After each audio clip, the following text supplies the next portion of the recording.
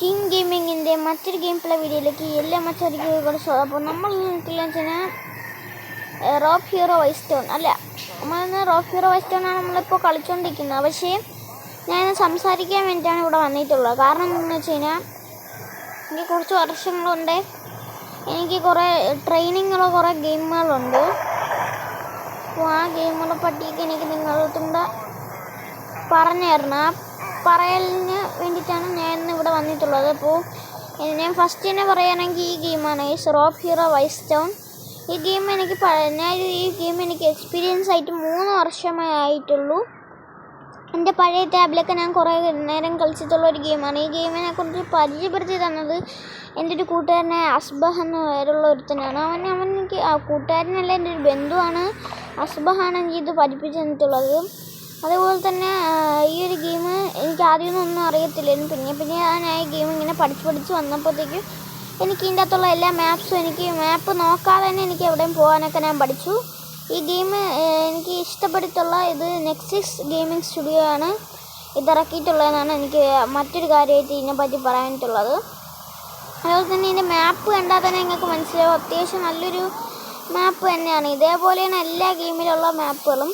അവരിറക്കുന്ന എല്ലാ ഗെയിമും Rio, Crime City, Rope Hero Vice Town അങ്ങനെയുള്ള ഗെയിംസുകളൊക്കെ എല്ലാം. പക്ഷേ നിങ്ങൾ പറയുകയാണെങ്കിൽ ഞാൻ എന്തും കളിക്കാൻ വേണ്ടി ഞാൻ തയ്യാറാണ്. ഞാൻ എന്തും കളിക്കാൻ വേണ്ടി ഞാൻ തയ്യാറാണ്. ഏത് പോലീസുകാരെന്തുകൊണ്ട് അവിടോട്ടൊക്കെ ഇറങ്ങി പോകുന്നൊക്കെ ഉണ്ട്. പിന്നെ ഇതേപോലെ റോട്ടിൽ കൂടെ വണ്ടികളൊക്കെ പോകും ഗൈസ്, അങ്ങനെയാണ്. പക്ഷേ ഇതിൻ്റെ അകത്ത് ഒരു കുഴപ്പം എന്താണെന്ന് വെച്ചാൽ നമ്മളൊരു സൈഡിൽ ഒരു സാധനം ഇട്ടിട്ട് നമ്മൾ കുറച്ച് ദൂരത്ത് ഒരു 2-3 കിലോമീറ്റർ മാറി നിന്ന് കഴിഞ്ഞാൽ ആ സാധനം പെട്ടെന്ന് അപ്രത്യക്ഷമാവും. പിന്നെ നമ്മൾ എവിടെ നോക്കിയാലും ആ സാധനം പിന്നെ നമുക്ക് കിട്ടത്തില്ല. പിന്നെ നമ്മൾ എന്തെങ്കിലും ഒരു ദിവസം വന്ന് നോക്കുമ്പോഴത്തേക്കും ആ സാധനം നമുക്ക് കിട്ടത്തുള്ളൂ. പിന്നെ വേറൊരു കാര്യം, പിന്നെ ഈ ഒരു ഗെയിം നെക്സസ് ഗെയിം സ്റ്റുഡിയോൻ്റെ ഈ ഗെയിം ഞാൻ കളിച്ചൊരു ഗെയിം തന്നെയാണ്. ഓക്കെ, അപ്പോൾ നമ്മൾ ലിസ്റ്റിൽ രണ്ടാമത്തായിട്ടുള്ളത് ബസ് സിമുലേറ്റർ ഇന്തോനേഷ്യ ആണ് ഗൈസ്.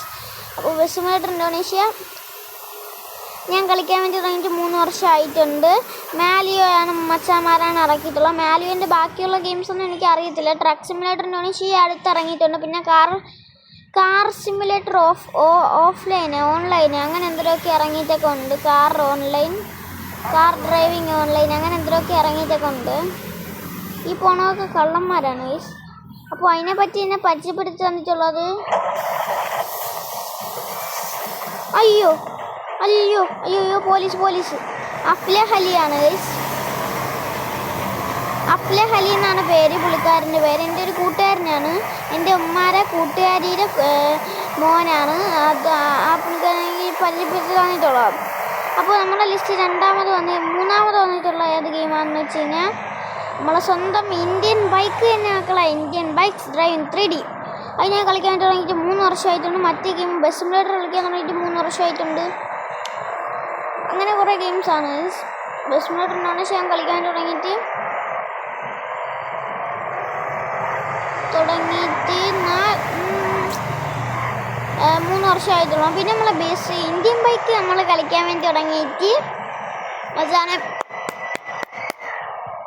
ഇന്ത്യൻ ബൈക്ക് എന്നെ പരിചയപ്പെടുത്തി തന്നത് നമ്മളെ സ്വന്തം 2 പേരാണ് ഗൈസ്. 2 പേര് അനിയനും ചേട്ടനും ഫിസാനും ഫയാസുമാണ്. എൻ്റെ മാമിയുടെ വീട്ടിലെ മോളിൽ താമസിക്കുന്ന, അതായത് എൻ്റെ ഒരു ബന്ധുവാണ് ഗൈസ്. അവരാണ് എനിക്ക് പരിചയപ്പെടുത്തി തന്നിട്ടുള്ളത്. നമ്മളെ ബന്ധുക്കളെല്ലാം ഗെയിം കളിക്കുന്നവർ തന്നെ, എൻ്റെ പ്രായത്തിലുള്ളവരൊക്കെ അതാണ്. അപ്പോൾ ആ ഒരു ഗെയിം ഞാൻ കളിക്കാൻ തുടങ്ങിയപ്പോഴത്തേക്ക് എനിക്കൊന്നും അറിയത്തില്ല. പിന്നീട് അവരൊക്കെ സെർച്ച് ചെയ്ത് പറഞ്ഞപ്പോഴാണ് അറിഞ്ഞത് ചീറ്റ് കോഡ്സൊക്കെ നമുക്ക് ട്രൈ ചെയ്യാൻ വേണ്ടി സാധിക്കുന്നു. അപ്പോൾ ഞാൻ ചീറ്റ് കോഡ്സൊക്കെ ട്രൈ ചെയ്തിട്ടുണ്ട്. അപ്പോൾ ഇതിൽ നിങ്ങൾക്കറിയായിരിക്കും, എനിക്ക് പഴയൊരു ടാബൊക്കെ ഉണ്ടായിരുന്നു. പക്ഷേ ആ ടാബ് പെട്ടെന്ന് ആയിപ്പോയിട്ടുണ്ട്. ആ ടാബ് 3 വർഷമെങ്കിലും ഞാൻ ഉപയോഗിച്ചിട്ടുണ്ട്. 3 വർഷമൊക്കെ ഞാൻ ഉപയോഗിച്ചിട്ടുണ്ട്.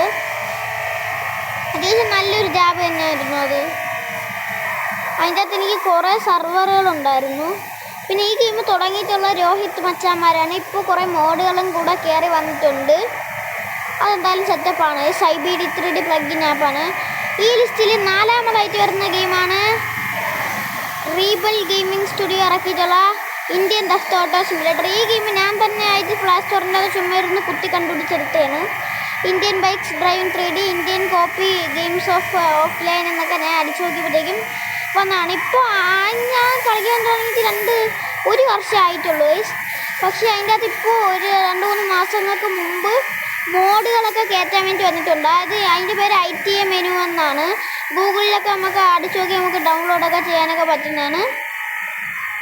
പിന്നെ ബസ് സിമുലേറ്റർ ഡൊണേഷൻ നമുക്ക് നല്ല രീതിയിൽ തന്നെ മോഡ്സൊക്കെ കുറേ ബസ്സുകളെയും കാറുകളൊക്കെ മോഡ്സൊക്കെ നമുക്ക് കയറ്റിയിട്ട് എടുത്ത് കളിക്കാൻ വേണ്ടിയിട്ടുള്ള ഗെയിമാണ്.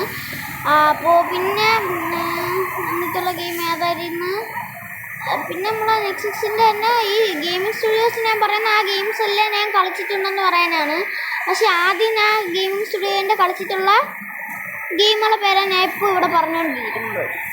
അപ്പോൾ നെക്സ്റ്റ് ഗെയിം ഏതാണെന്നാണ് ഞാൻ ഇങ്ങനെ ആലോചിച്ചുകൊണ്ടിരിക്കുന്നത്. ഞാൻ നെക്സ്റ്റ് റോബറി ബോബാണ് ഗൈസ്. റോബറി ബോബ് അത്യാവശ്യം കള്ളനെ പോലെ നമുക്ക് കളിക്കാൻ വേണ്ടിയൊക്കെ പറ്റുന്ന സൂപ്പർ ഗെയിം തന്നെയാണ്. നമുക്ക് ഇല്ലേ അവിടെ അങ്ങനെയുള്ള കുറേ കള്ളന്മാർ, അതായത് നമുക്ക് തോക്കൊന്നും വേണ്ട, പക്ഷെ നമ്മൾ ഒരു വീടിങ്ങനെ കാണിക്കുക, ആ വീടിൻ്റെ അകത്തുള്ള ഒരു ട്രഷർ നമ്മളിങ്ങനെ എടുക്കണം, ട്രഷറിൻ്റെ ചിഹ്നം. ഓക്കെ, അതാണ് ഇതിൻ്റെ അകത്തുള്ളത്. നല്ലൊരു മോഡ്, നല്ലത് തന്നെ. മാക്സിമം നമുക്കത് ഉപയോഗിക്കാനും നമുക്ക് കുറേ ലെവൽസ് ഉണ്ട്. അതായത് ഒരു ചാപ്റ്റർ ഉണ്ട്. ആ ചാപ്റ്ററിൻ്റെ പേര് സമ്മറെന്നും അങ്ങനെ വലുതുമായിരിക്കും. അതൊക്കെ ഞാൻ അതൊക്കെ വേണമെങ്കിൽ ഞാൻ ഇനി ഇടാം ഗൈസ്. അപ്പോൾ ഇതിൽ ഇപ്പോൾ ആ ഗെയിം എനിക്ക് പരിചയപ്പെടുത്തി തന്നിട്ടുള്ളത് നമ്മുടെ സ്വന്തം അസ്ലം ആണ് ഗൈസ്. അസ്ലം ഞാൻ ഇന്നാൾ ഒരു വീഡിയോൻ്റെ അകത്ത് ഞാൻ പരിചയപ്പെടുത്താൻ വേണ്ടി ഞാൻ ഇരുന്നേന്. പക്ഷേ ആ വീഡിയോ എന്തുകൊണ്ടോ എൻ്റെ കയ്യിൽ നിന്ന് കളഞ്ഞു പോയി ഗൈസ്. ആ വീഡിയോൻ്റെ അകത്ത് അവൻ എൻ്റെ കൂടെ ഉണ്ടായിരുന്നു. ബസ് സിമുലേറ്ററിൻ്റെ ഡൊണേഷ്യരാ ജയ്ഗുരു വെച്ച് ഞാൻ ഓട്ടിക്കുന്ന ഒരു വീഡിയോ ആണ്. ആ വീഡിയോ എന്തോ അൺസപ്പോർട്ടഡ് വീഡിയോ ടൈപ്പ് എന്ന് അങ്ങനെ പറഞ്ഞത് പോയി ഗൈസ്. അത് വേറെ കാര്യം. ഓക്കെ, അപ്പോൾ ഗൈസ് ഇന്ന് വേറൊരു കാര്യം ഞാൻ എന്താ പറയാൻ വേണ്ടിയിരുന്ന ഗൈസ്, അപ്പോൾ ഇത് ഇത്രയേ ഉള്ളൂ. അപ്പോൾ ആ ഗെയിം ഇറങ്ങി ആരാണെന്ന് എനിക്കറിയത്തില്ല. പിന്നെ ഇപ്പോൾ ഞാൻ കണ്ടുപിടിച്ചൊരു ഗെയിമുണ്ട്. അത് ഞാൻ കളിക്കാൻ തുടങ്ങിയിട്ട് 3-5 മാസമൊക്കെ ആയിട്ടുള്ളൂ.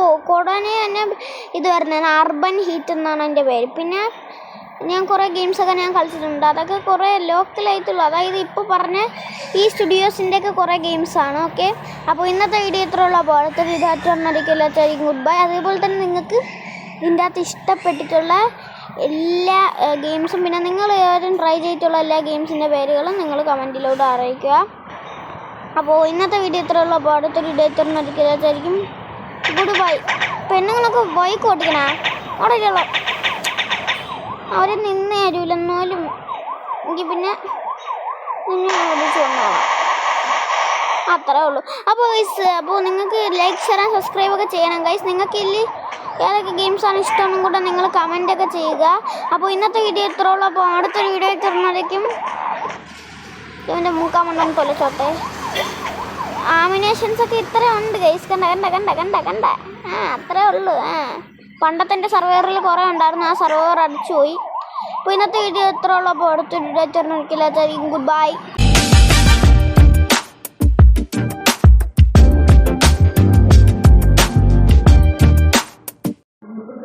അപ്പോൾ ഗൈസ് ജസ്റ്റ് ഒന്ന് ടങ്ങൊക്കെ സ്ലിപ്പാകുന്നുണ്ട്. പിന്നെ എനിക്ക് അവസാനത്തെ ഒരു ഗെയിമും കൂടെ ഉണ്ട്, സ്കൂൾ പാർട്ടി ക്രഷ്. ഞാൻ മറന്നു പോയെന്ന്, ഇന്നത്തെ ഞാൻ ക്ഷമിക്കാം. ഓക്കെ, ഞാൻ മറക്കത്തൊന്നുമില്ല. അപ്പോൾ അടുത്ത ഡേറ്റ് നടക്കില്ലാത്തൊരു താങ്ക്സ് ഫോർ വാച്ചിങ്. അപ്പോൾ ലാസ്റ്റ് സ്പീച്ച് ഉണ്ടെന്ന് ഞാൻ പറഞ്ഞിട്ടുണ്ട്. ഞാൻ എഡിറ്റിങ്ങിൻ്റെ അകത്ത് ഞാൻ ചെയ്തോളാം. Okay, by.